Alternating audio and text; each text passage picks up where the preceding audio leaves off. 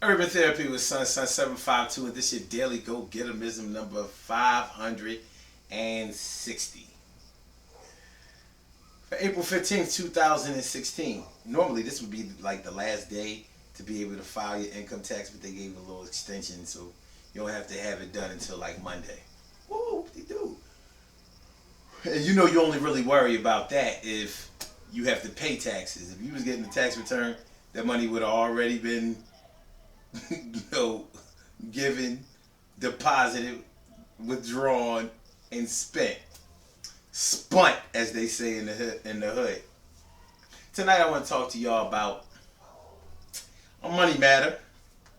And this money matter is trying to hide your car to keep it from getting repossessed.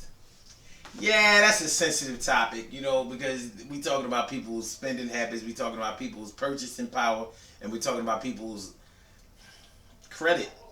You know, nobody likes to have bad credit. Nobody sets out there to not pay somebody. But certain circumstances happen, and you have to do what you have to do in order to be able to keep your stuff. See, when you are a person that is good with money or has handled money before, I mean handled large sums of money, that you know that the way to be able to keep your assets, the way to be able to keep your merchandise is to file bankruptcy. In chapter 7, chapter 11. But the rules have changed so much over the years that you don't get to just owe somebody for forever and keep all your stuff the way you used to be able to do. Now, the way they've switched around things is that you have to make sure that you make an agreement to pay, and you have to pay, or they can take your stuff. They can seize property.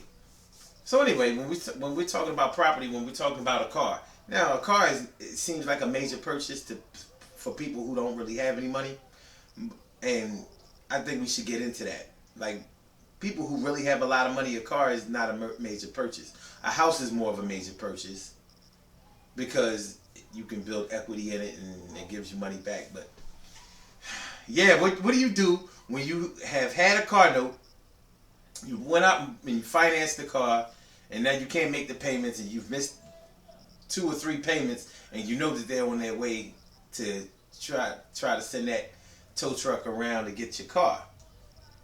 Now you know that the simple thing to do is to hide the car. You hide the car.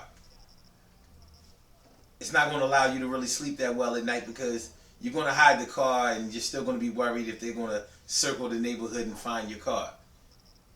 So there are a couple of things that have to happen before this situation even comes into play. First of all, you do have to be behind in the payments for about 2 or 3 months. Normally about 3 months. If you're behind one payment, they're not usually going to get on you too hard about that. If you miss 2 and you haven't communicated with them, that's when it becomes a problem. So in order to try to get out of this situation before you get into it, call your finance company. Tell them what's going on with you, if you've lost your job or if you're unable to pay for some reason because you've had a hardship, and make arrangements to pay. They have certain things that you can do to set up to be able to pay just the interest on the back end, you know. So a payment goes on the back end of the term of the loan. Like, that could be your 61st payment when your payments would have ended in 60. There are ways you can do this. And with any loan, in order to try to keep your credit from going bad, the best thing to do is to keep the lines of communication open. Don't avoid them. Confront them. Let them know what's going on with you, because they can tell you what your options are, and you can find a way to work within them. Unless you're on drugs or something like that, in which case you probably shouldn't have anything, you know, that you have to pay on, because it's not going to work out anyway. But if you are a clean and sober person or whatever, and you're trying and you're working or whatever, and you're really trying to get this thing done, they'll work with you. They will find a way for you to be able to keep your stuff and be able to make payments that won't hurt you so bad. But if you don't communicate with them, if you don't say anything to them, they think that you're just trying not to pay. And so they will send that tow truck around to get your stuff. Now, if you have already been irresponsible enough and you've missed those 3 payments and you haven't kept in contact with them, and now you're just scared and you know that they're sending the truck. No matter what they say, they're sending that truck to come get your stuff. Here's what you can do before, if you've been through this before, here's what you might not have known.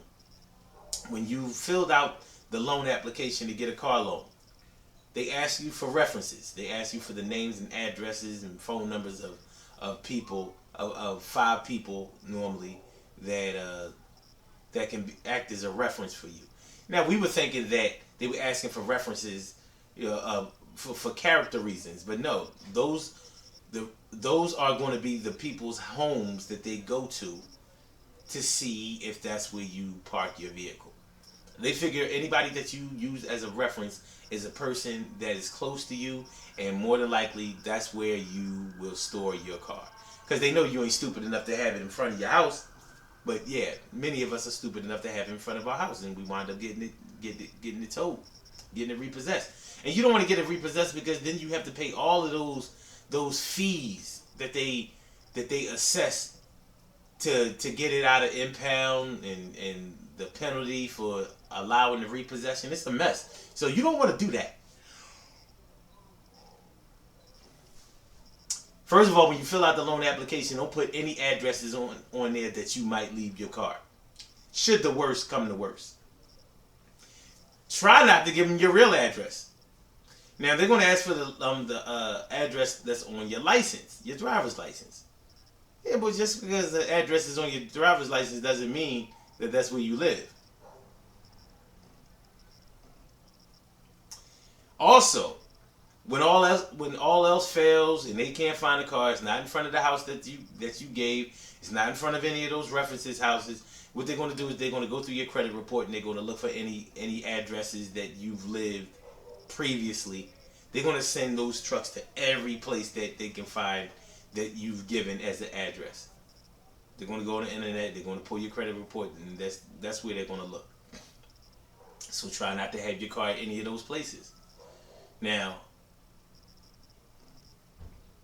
one of the things that you can do is park your car like 6 blocks away from your crib.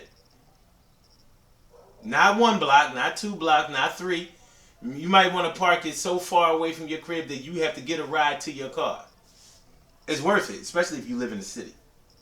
Now, out in the burbs, it makes it a little tough because it's not as many people out there, and cars are more identifiable. But in the city, 6 blocks, that should normally do it. Because the tow truck ain't going, it's a lot of streets.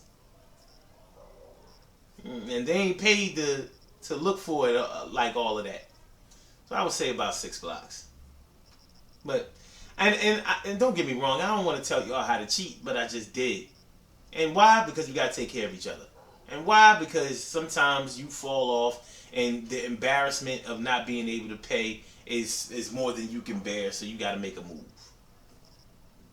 Now, at least I didn't teach y'all how to get your car fixed from an accident when you didn't have any insurance. But I could. Maybe we'll talk about that tomorrow. Hey, Niggonomics, Afro-American engineering, survival tactics. That's what it's all about. We gotta do what we gotta do to live out here, man. Like I said, you gotta do what you gotta do to be able to survive until you can get your head above water and then get back on track. So I do suggest that anybody that you do owe, you don't want your credit to suffer, because one day you're going to want to buy a house. One day you're going to want to buy another car. One day you're going to want to get a personal loan. Your credit is very important. You want to do whatever is necessary to preserve it. So I do suggest that you make payment arrangements and pay the bills that you do owe, because that's the kind of society that we live in now. You're not going to be able to get too far without any good credit, or any credit at all. You're going to need it. Good things happen to those who wait. Great things happen to those who grind, and anything can happen to those who go for theirs. So go hard, go for yours. And listen, I just told y'all how to get over, when it comes to the whole repossession thing. Now, there's more information that I could have given y'all, because there are certain laws that govern this whole repossession thing. But I look, yeah, maybe at another date, at another time. Contact me on urbantherapywithson.com and we can hook up a little something. Also, those utilities in your crib, you don't want to live your life being scared of hearing the truck back up because you think they coming to turn off your shit. But I can show y'all how to keep y'all shit on too.